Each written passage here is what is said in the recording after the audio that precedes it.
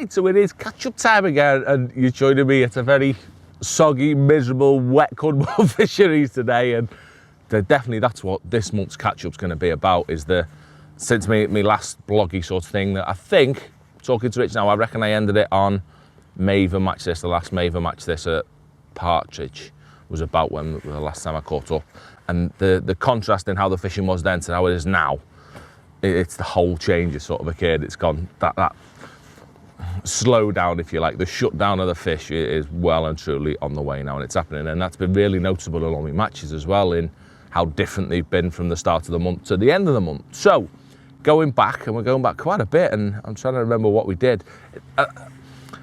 Everything's definitely changed. For my matches, there haven't been many big ones. So at this time of year, sort of October onwards, I get to chill out and I get to fish a few nicer, smaller matches where it's about enjoying me fishing more than anything else. And it's definitely been the focus sort of thing for me, is just catching some fish the last few months. And I've been to loads and loads of different little venues, more local ones to save a bit of travelling. The first being Lingmere.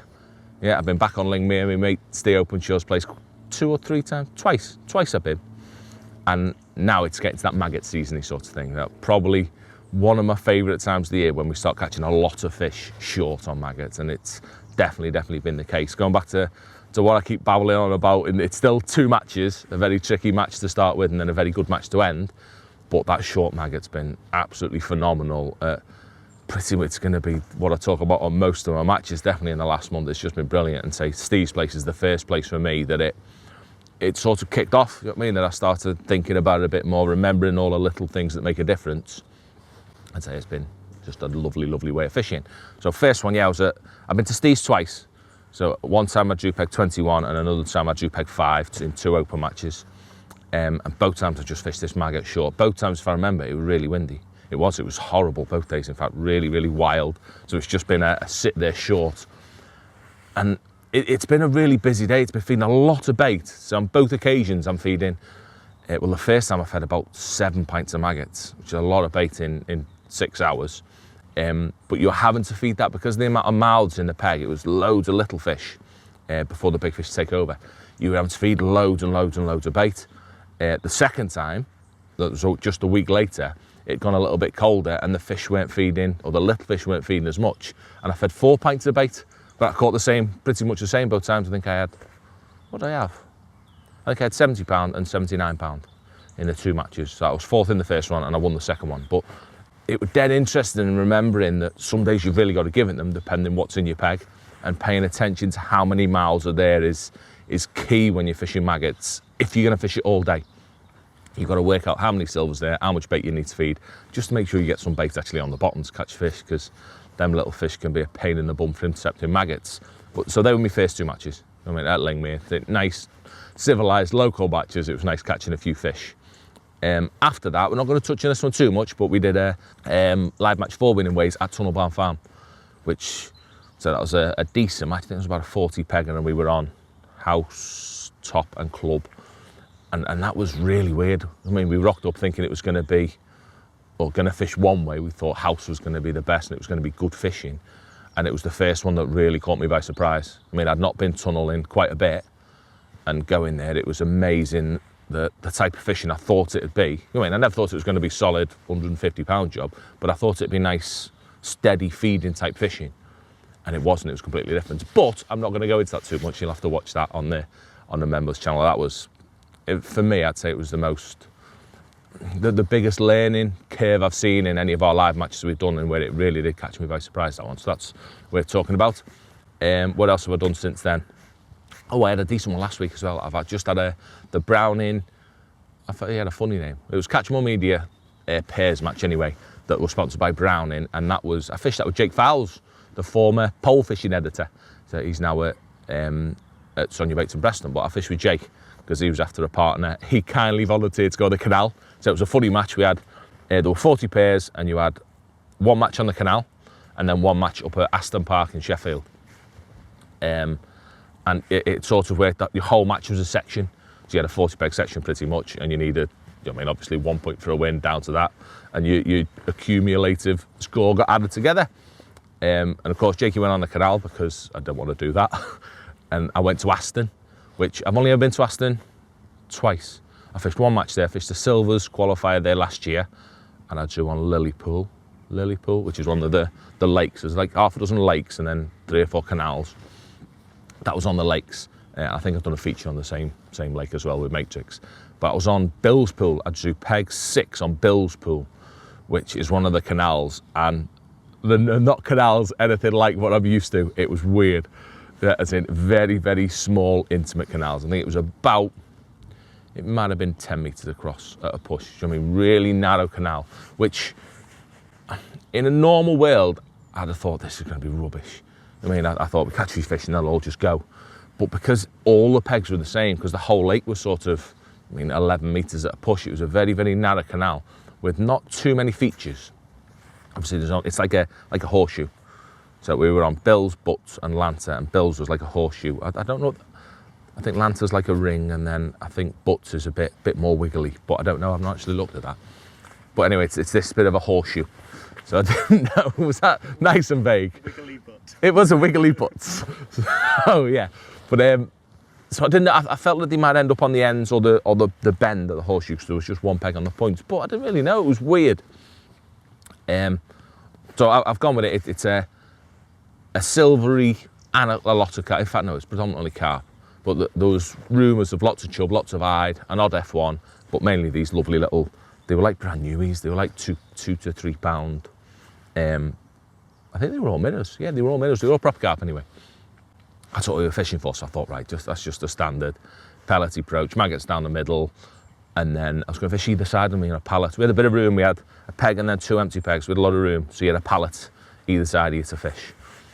And I didn't clock it at the start. Again, it's quite a strange canal in that it's similar to like partridge almost, a bit similar to partridge, the way it's dug, in that it's deeper short, like straight under your pallet, your shelf's a lot steeper, and then it's a gradual slope all the way to the far bank, so you've not got a lot of water between, the final 2 metres of your peg.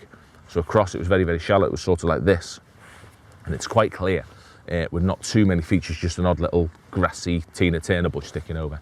So I plumbed up expecting to fish like a normal snake lakey match where I'd fish a couple of depths across, like 3 foot and 2 foot, a line down the middle, and then I put a line down the edge. And I've started, and it's been weird. There's indications across in about 3 foot, and I foul hooked 2, and I caught a little F1, but you could tell it was just weird. It wasn't right, like really, really wasn't right. And I thought, well, what's the crack here? But no one's. In fact, they were. Graham Westy was behind me, and he was catching a few down the edge. He had a peg and then a weed bed next to the peg, and I just thought I was catching because of that weed bed. But it had a bit more to it, that, to be fair. But he's the only one catching. And I'm seeing him catching a few of these nice little carp on this weed bed. But they'd been topping there at the start, so I think that had made Graham go down there early just because it was clear there was some fish there. So I've been there across line because that's not working. I've come down the middle on maggots. I thought, I'll clatter a load of silvers then. And that didn't move either. I had a few little tiny indications. I never had a bite. Oh, what's going on? My brain went at that point. I didn't have a clue what was going on.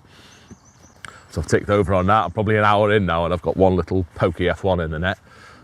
So I thought, right, back across, I'll swap my pellet line to maggot line, because maybe that they were watching everything go through.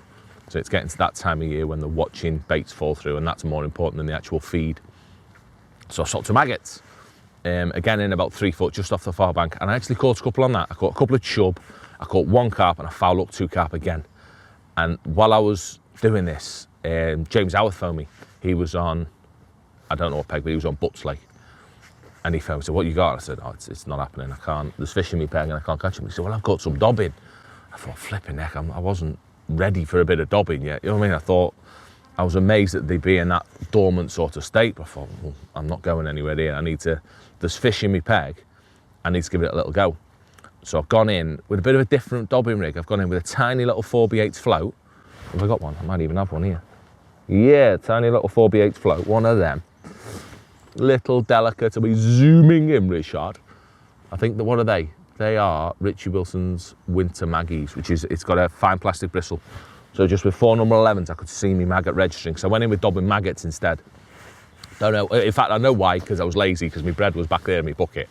And I thought, I'll just try maggots before I get off my bum and get my bread. And I've dobbed along the far bank, or a quick dob, didn't catch one. I thought, I'll just have a go on with pallets. I've dobbed on the pallet, I've caught one straight away. I thought, well, that's weird, do you know what I mean? Just to dob this deep. It's probably, on the pallets, it's probably 3 foot, 3 and a bit foot on my pallets. And I've dobbed one about 1.5 feet deep. But that were weird.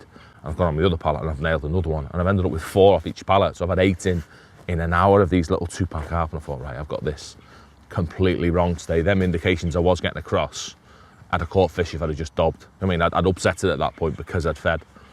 But what I've done then, I've caught a couple on my pallets. I've gone across to a completely new area, right to the far limit of my peg.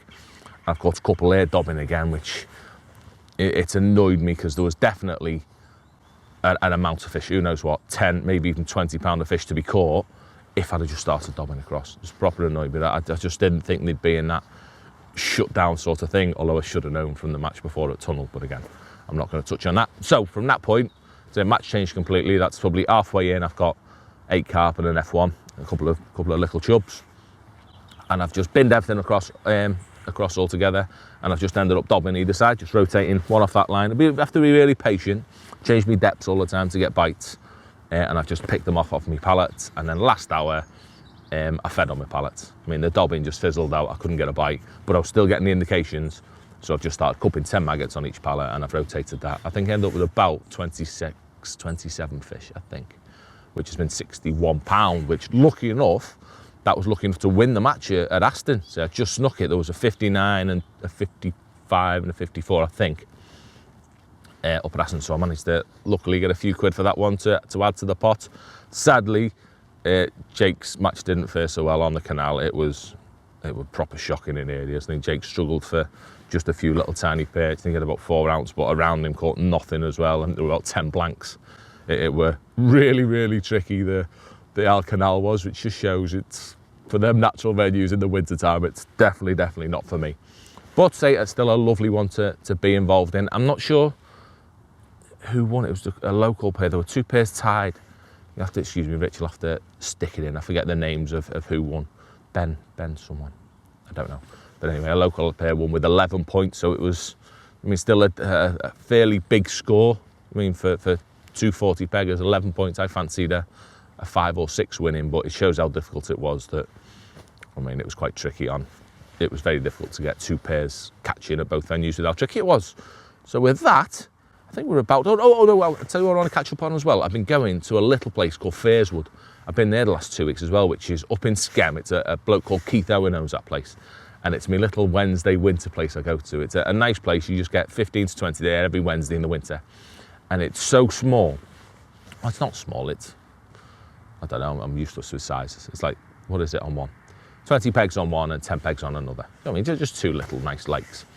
But it is rammed, absolutely rammed with fish. Again, I've had 2 lovely days there the last couple of weeks. Fishing maggot short and a bit of pellet fishing there again.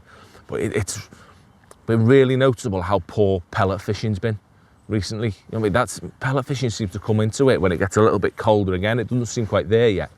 And on both occasions up at Fairswood, I've started on pellets and caught very, very, very little. Lots of indications, but you can't get bites because the fish are active, but they're not eating. So you need that bait going through the water, which with pellets, you can't do quite as well as you can with other baits, with maggots and that, because it just fills them up too much, puts too much bait in your peg. So same again, it's been just a case of fishing maggot short for the full duration of both matches, pretty much once I've come off that initial try of pellets. And there it's been all about like changing your feeding and having the right rigs. I mean, it's quite a shallow one, Keith. It's probably about 4.5 foot. Yeah, I'm gonna say 4.5 foot, Keith, as an average, maybe a bit shallow, maybe a bit deeper. But the difference between 410s, 412s, 414s rigs at different times of the day, it's massive.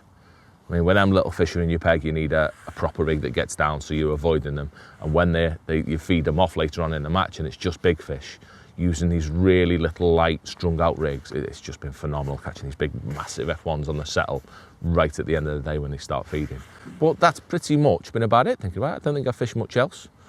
No, that's been about it for this month. So it's without a doubt gone from good fishing to much more delicate, tricky fishing.